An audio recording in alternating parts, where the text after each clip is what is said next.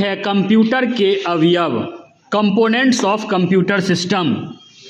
तो हमारा जो ये कंप्यूटर सिस्टम है ये मुख्य रूप से दो चीज को मिलाकर बना है, एक है हार्डवेयर और दूसरा है।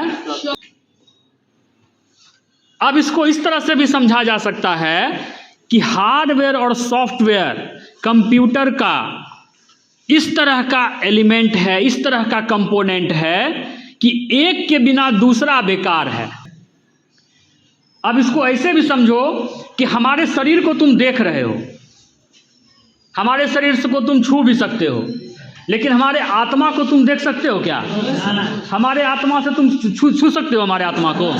तो ठीक उसी तरह से हार्डवेयर को हम छू सकते हैं, लेकिन सॉफ्टवेयर को हम देख या छू नहीं सकते हैं। हार्डवेयर को हम देख एवं छू सकते हैं, ठीक उसी तरह जैसे शरीर को हम छू सकते हैं और आत्मा को हम नहीं छू सकते। ठीक है, अब आइए कि हमारा जो हार्डवेयर है वह दो प्रकार का होता है, एक इंटरनल हार्डवेयर होता है और दूसरा एक्सटर्नल हार्डवेयर होता है।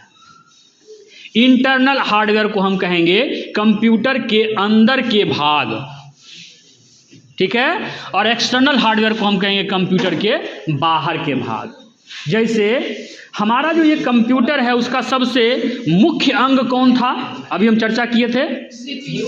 Very good, CPU, central processing unit. तो उस सीपीयू जो होता है, लंबा सा जो डब्बा होता है, उस डब्बे के अंदर जो कुछ भी है वो है इंटरनल हार्डवेयर, और उस डब्बे से जुड़ा हुआ जो कुछ भी है वो है एक्सटर्नल हार्डवेयर। अंदर मदरबोर्ड होता है जो एक सर्किट बोर्ड के समान होता है, और वो कह सकते हो कि कंप्यूटर का हार्ट है। क्या है? जैसे सीपीयू कंप्यूटर का क्या है? ब्रेन है। उसी तरह से मदरबोर्ड कंप्यूटर का क्या है? हार्ट है। अगर किसी आदमी का हार्ट गड़बड़ा जाता है तो बड़ा मुश्किल होता है, उसके लिए बहुत संभल के चलना पड़ता है। तो कंप्यूटर में अगर मदरबोर्ड में कोई प्रॉब्लम आ जाता है तो कंप्यूटर का फिर अच्छे से काम करना मुश्किल होता है। रिपेयर होने के बाद भी ज़्यादा लाइफ उसका नहीं होता है। जैसे अगर हार्ट अटैक किसी को आ गया तो फिर उसको बड़ी संभल के रहना पड़ता है, भले उसका ऑपरेशन हो जाए लेकिन फिर भी उसको नॉर्मल वो नहीं रह सकता। ठीक है, दूसरा होता है कंप्यूटर के अंदर हार्ड डिस्क, जिसके अंदर सारा का सारा स्टोरेज होता है। ठीक है, तीसरा होता है रैम, रैंडम एक्सेस मेमोरी। ठीक है, इसको हम डिटेल में समझेंगे, अभी केवल हम नाम बता रहे हैं कि हमारे सीपीयू के अंदर कौन कौन से पार्ट्स होते हैं। ठीक है, एक होता है SMPS, switching mode power supply. तो एग्जांपल के रूप में तुम ये समझ लो कि हम जो कंप्यूटर के अंदर पावर सप्लाई देते हैं वो एसी करंट होता है। ठीक है, लेकिन कंप्यूटर एसी करंट से नहीं चलता है, कंप्यूटर डीसी करंट से चलता है। तो एसएमपीएस का काम होता है कि जब वो एसी सप्लाई लेता है तो उसको डीसी में कन्वर्ट करके और सारे एलिमेंट्स को डीसी सप्लाई देना, एसी सप्लाई नहीं देना। इसका फुल फॉर्म हुआ switching mode power supply. Clear हो गया? इसके बाद एक होता है एनआईसी कार्ड। एनआईसी कार्ड मतलब हुआ नेटवर्क इंटरफेस कार्ड। अगर कंप्यूटर को इंटरनेट से तुम जोड़ते हो तो उसके लिए क्या चाहिए? कंप्यूटर के अंदर एनआईसी कार्ड चाहिए।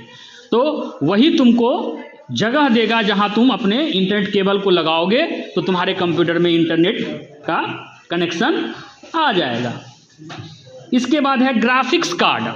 अगर तुमको बेहतर ग्राफिक्स चाहिए, गेम खेलना है, हाई रिजोल्यूशन गेम खेलना है, तो उसके लिए तुम देखते होगे कि लैपटॉप या कंप्यूटर में हाई ग्राफिक्स कार्ड का इस्तेमाल किया जाता है ताकि हमको बहुत अच्छा ग्राफिक्स दिखाई पड़े मॉनिटर के ऊपर। ठीक है, सीडी डीवीडी ड्राइवर होता है जिसके द्वारा हम सीडी या डीवीडी का उपयोग कर सकते हैं।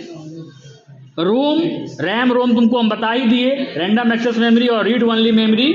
तो इस तरह से साउंड कार्ड, अगर हमको अपने कंप्यूटर से स्पीकर या हेडफोन को जोड़ना है तो हमको क्या चाहिए? कंप्यूटर के अंदर साउंड कार्ड चाहिए। और ये जो जितना अभी हम नाम बताए ये सब माइक्रो प्रोसेसर, सबसे महत्वपूर्ण छूट गया उस डिब्बे के अंदर, सबसे महत्वपूर्ण ही छूट गया।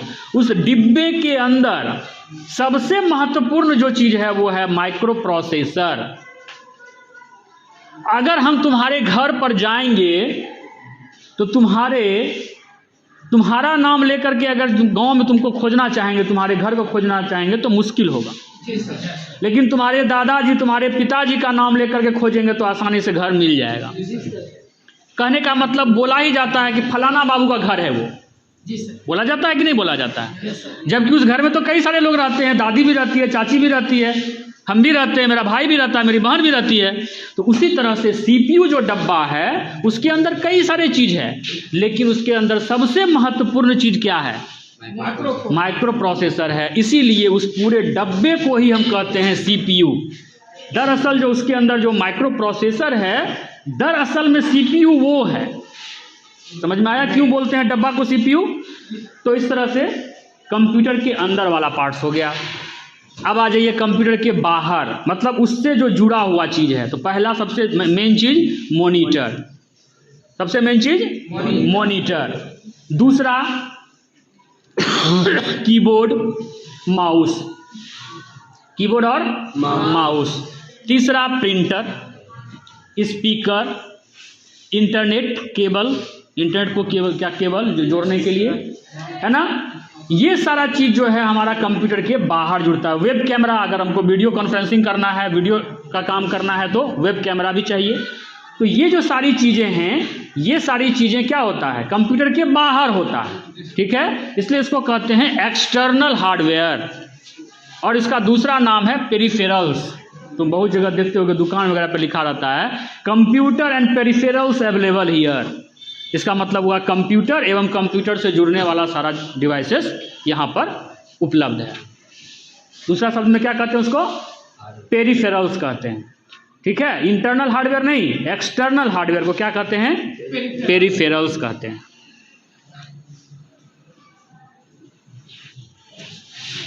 अब आ जाइए सॉफ्टवेयर। क्या चीज? सॉफ्टवेयर। सॉफ्टवेयर हम पहले ही बोले कि वैसा कंप्यूटर का वैसा भाग जिसे हम छू या देख नहीं सकते हैं।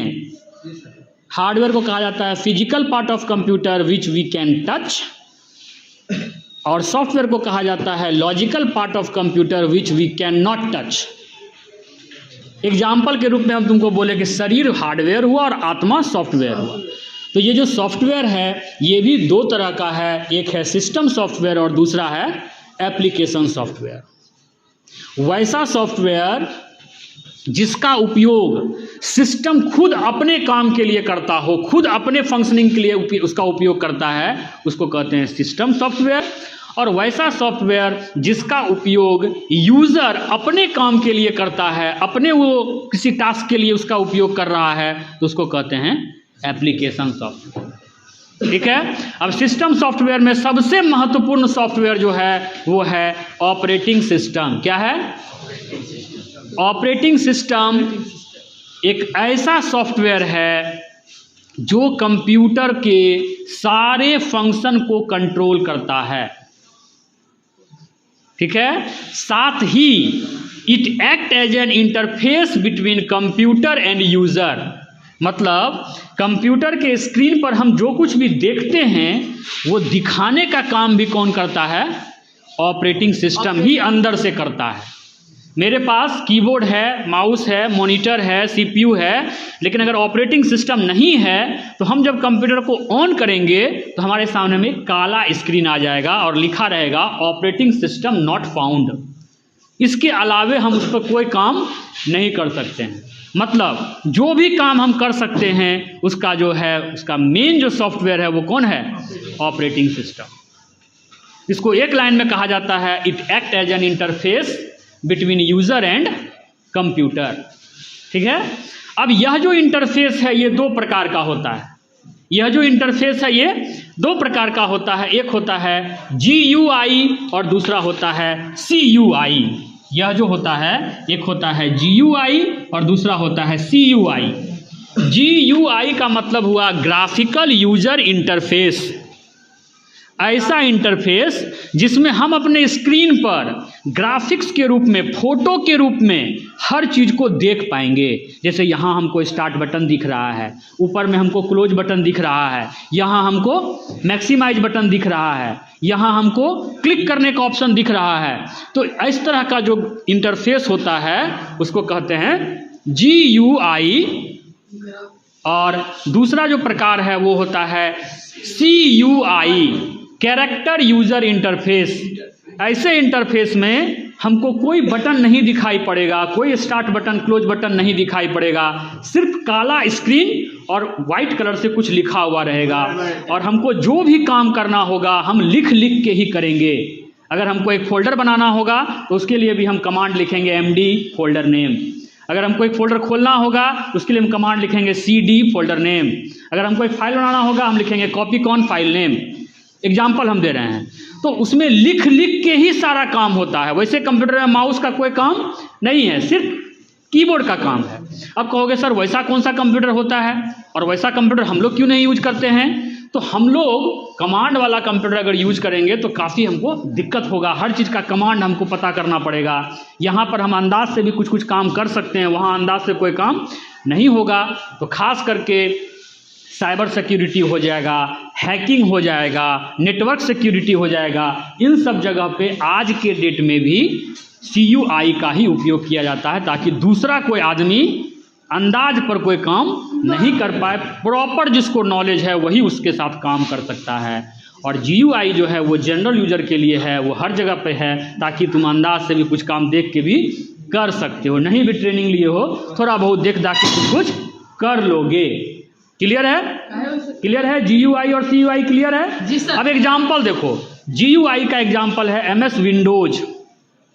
यह एक ऑपरेटिंग सिस्टम है। क्या है? ऑपरेटिंग सिस्टम है। MS विंडोज क्या है? ऑपरेटिंग सिस्टम है। और MS का मतलब हुआ माइक्रोसॉफ्ट। माइक्रोसॉफ्ट एक कंपनी है, सॉफ्टवेयर डेवलपमेंट कंपनी है, जिसके द्वारा ये सॉफ्टवेयर बनाया गया है, इसीलिए इसका नाम रखा गया है MS विंडोज। अब MS विंडोज में भी कई सारे वर्जन हैं, तो आज के डेट में जो लेटेस्ट वर्जन है वो है विंडोज 11। क्या है? विंडोज 11 वर्जन के बारे में तुमको हम पहले भी बताए थे कि हम लोग अपने स्कूल का एक पुराना वेबसाइट बनाए, फिर एक नया वेबसाइट बनाए, तो नया वर्जन बना दिए। ठीक है, तो यहाँ भी सॉफ्टवेयर में कुछ नया अपडेट करके, कुछ नया करके जब लाया जाता है उसको क्या कहा जाता है? उसका नया वर्जन कहा जाता है। हम तुमको बताए थे कि हम लोग पहला वेबसाइट जनवरी 2024 में बनाए, फिर उसके अंदर कुछ नया चीज़ किए तो उसका एक नया वर्जन फिर लाए। ठीक है, तो सॉफ्टवेयर भी जो है विंडोज 1.0 से चला और होते होते 7, 8 है ना, 10 और अभी के डेट में क्या है? विंडोज 11 है। कौन सा विंडोज है अभी के डेट में? विंडोज 11। अब आ जाइए CUI। ये हो गया GUI, दूसरा है CUI। तो CUI में होता है लिनक्स। कौन होता है? लिनक्स। पहला होता है DOS, डिस्क ऑपरेटिंग सिस्टम, ठीक है, जिसमें हम कमांड से काम करते हैं। अभी जो हम कमांड बोल रहे थे MD CD वगैरह वगैरह, वो DOS कमांड बोल रहे थे।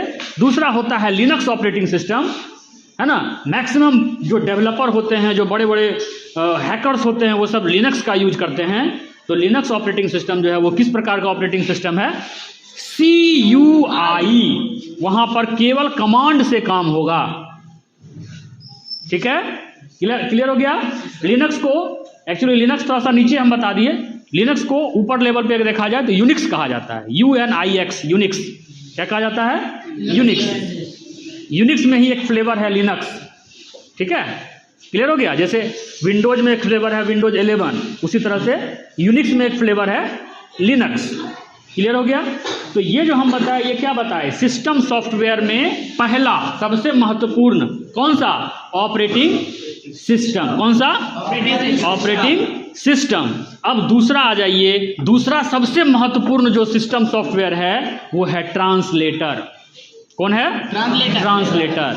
हमारा कंप्यूटर जो है ये केवल 2 ही संख्या समझता है, 0 और 1। पहला बात, ऐसा क्यों है और ऐसा कैसे संभव है, ये दोनों बात का जवाब आगे जब डिटेल में पढ़ेंगे तब मिलेगा। अभी केवल तुमको जानकारी दिया जा रहा है कि हमारा जो कंप्यूटर है वो केवल 0 और 1 ही समझता है। अब हम लोग जो है कंप्यूटर में 0 1 तो नहीं लिखते हैं, हम लोग तो सब चीज़ लिखते हैं। तो हमारे भाषा को कंप्यूटर के भाषा 0 1 के रूप में कन्वर्ट करने के लिए जिस सॉफ्टवेयर का उपयोग होता है उसको ट्रांसलेटर कहते हैं। क्या कहते हैं? ट्रांसलेटर कहते हैं। अब ये ट्रांसलेटर भी 3 तरह का होता है। कितना तरह का होता है? 3 तरह का होता है। पहला होता है कंपाइलर, दूसरा होता है इंटरप्रेटर। पहले इस दोनों को समझ लो, दोनों में क्या अंतर है। तो मान लो तुम संस्कृत का बहुत बड़ा ज्ञाता है, हम तुमको एक पेज हिंदी लिख के दिए और बोले कि इसको संस्कृत में करके दो, तो तुम उसको 2 तरीके से करके दोगे। एक तरीका हो सकता है तुम ये करोगे कि पूरे पेज को पढ़ के और उसका सार जो है वो तुम हमको बता दोगे कि सर ये सब चीज में लिखा हुआ है। एक तरीका ये हो गया, मतलब पूरे पेज को एक बार में पढ़ गए, संस्कृत में उसको कन्वर्ट कर दिए और हमको बता दिए। दूसरा तरीका हो सकता है तुम लाइन बाय लाइन पढ़ो, एक लाइन हिंदी में पढ़ लो, उसका संस्कृत बता दो, फिर दूसरा लाइन पढ़ लो, फिर उसका संस्कृत बता दो। दोनों तरीका हो सकता है ना इस्तेमाल। तो यहाँ कंप्यूटर में भी दोनों तरीका इस्तेमाल होता है। जब पूरे कोड को पढ़कर एक बार में दिया जाता है उसको कहते हैं कंपाइलर। ठीक है, 1 एट ए टाइम। और जब लाइन बाय लाइन एग्जीक्यूट होता है, जब लाइन बाय लाइन कन्वर्जन होता है, उसको कहते हैं इंटरप्रेटर, है ना, converts line by line. Clear हो गया? इंटरप्रेटर और कंपाइलर समझ में आ गया। पूरे कोड को एक बार में पढ़ गया तो कंपाइलर, और लाइन बाय लाइन पढ़ के बताया तो। अब आ जाओ असेंबलर क्या होता है। असेंबलर समझने में अभी थोड़ा परेशानी होगा। दरअसल कंप्यूटर का जो लैंग्वेज है वो जब डेवलप हो रहा था तो उसमें बीच का लैंग्वेज आया था जिसको असेंबली लैंग्वेज कहते हैं। अब ये असेंबली लैंग्वेज को डिटेल में अभी मत समझो, क्योंकि ये हम लोग अगले क्लास में जब जाएंगे तो लैंग्वेज जब पढ़ेंगे तो उस समय में डिटेल में इसको समझेंगे। ठीक है, अभी फिलहाल यही समझ लो कि हमारे कोड को असेंबली कोड में कन्वर्ट करने के लिए किसका उपयोग होता है? असेंबलर का। इसके अलावे जो सिस्टम सॉफ्टवेयर है उसको कहते हैं डिवाइस ड्राइवर। क्या कहते हैं? डिवाइस ड्राइवर कहते हैं। मतलब कई सारा ऐसा भी सॉफ्टवेयर होता है जो किसी डिवाइस, किसी हार्डवेयर को चलाने के लिए इस्तेमाल किया जाता है। जैसे अगर अपने कंप्यूटर में हमको सीसीटीवी कैमरा जोड़ना है तो सीसीटीवी कैमरा जोड़ने के लिए हमको एक सॉफ्टवेयर चाहिए जो उसी कैमरा के डब्बा में रहता है। जो जिस डब्बा में कैमरा रहता है उस डब्बा में एक सीडी भी रहता है, और उस सीडी में क्या रहता है? तो सॉफ्टवेयर रहता है। उसका क्या काम है? तो हमारे कंप्यूटर को कैमरा से जोड़ने के लिए वो सॉफ्टवेयर दिया गया, उसका नाम है ड्राइवर। क्या नाम है? ड्राइवर।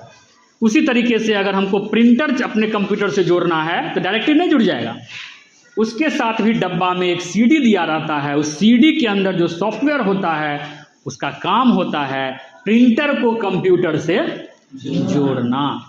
ये सब क्या है? डिवाइस ड्राइवर है। हार्डवेयर या सॉफ्टवेयर? सॉफ्टवेयर। सब क्या है? सॉफ्टवेयर है। क्या है? सॉफ्टवेयर है। तो अभी हम मुख्य रूप से 3 का चर्चा किए हैं। ठीक है, पहला ऑपरेटिंग सिस्टम, दूसरा ट्रांसलेटर और तीसरा डिवाइस ड्राइवर। ठीक है, क्लियर हो गया? अब आ जाइए इधर एप्लीकेशन सॉफ्टवेयर। हम क्या बोले पहले ही? वैसा सॉफ्टवेयर जिसका उपयोग यूजर कौन? हम लोग अपने कामों को करने के लिए करते हैं, उसको क्या कहते हैं? एप्लीकेशन सॉफ्टवेयर कहते हैं। अब इसमें भी 2 तरह का है। एक है ऐसा एप्लीकेशन सॉफ्टवेयर जो जनरल पर्पस हो, किसी खास के लिए बनाया गया नहीं हो। जैसे MS ऑफिस, तुम देखते होगे किसी भी ऑफिस में चले जाओ, किसी भी स्कूल में चले जाओ, किसी भी कॉलेज में चले जाओ, MS ऑफिस हर जगह उपयोग हो रहा है। वो किसी एक के लिए नहीं बनाया गया। टैली, किसी भी दुकान में चले जाओ, किसी भी कंपनी में चले जाओ, अकाउंट्स मैनेजमेंट के लिए, सामान का इन्वेंट्री मैनेजमेंट के लिए, बिलिंग के लिए टैली का ही उपयोग कर रहा है। वो किसी एक के लिए बनाया हुआ नहीं। फोटोशॉप, किसी भी स्टूडियो में चले जाओ, किसी भी बैनर डिजाइनिंग के यहाँ चले जाओ, तुम देखोगे वो फोटोशॉप पे काम कर रहा है। ये सब हो गया जनरल पर्पस सॉफ्टवेयर। क्लियर? अब आ जाइए special purpose software, specific use. जैसे किसी SBI बैंक का सॉफ्टवेयर, क्या PNB उसका यूज करेगा? हम तो नहीं करेंगे, लेकिन क्या एसबीआई बैंक का सॉफ्टवेयर पीएनबी यूज करेगा, पंजाब नेशनल बैंक यूज कर लेगा? नहीं कर सकता है, क्योंकि वो उसके लिए स्पेशली बनाया गया। यूएचएस भर्रा का जो वेबसाइट है, क्या उसको बगल वाला स्कूल यूज कर सकता है क्या? नहीं कर सकता है, क्योंकि वो स्पेशली भर्रा स्कूल के लिए बनाया गया। समझ में आ रहा है बात? किसी हॉस्पिटल का सॉफ्टवेयर अगर हम बनाए हैं, मान लो क्या एलेक्सिया हॉस्पिटल का सॉफ्टवेयर अगर हम बनाए हैं, तो क्या लोकल हॉस्पिटल उसका उपयोग कर सकता है क्या? नहीं कर सकता है, क्योंकि वो स्पेशल बना हुआ है। समझ में आया? तो सॉफ्टवेयर जो है, एप्लीकेशन सॉफ्टवेयर दो तरह का है। एक है जनरल, जो किसी भी कोई भी आदमी यूज कर सकता है, और दूसरा है स्पेसिफिक, जो किसी खास के लिए बनाया गया। इतना समझ में आ गया? इतना समझ में आ गया?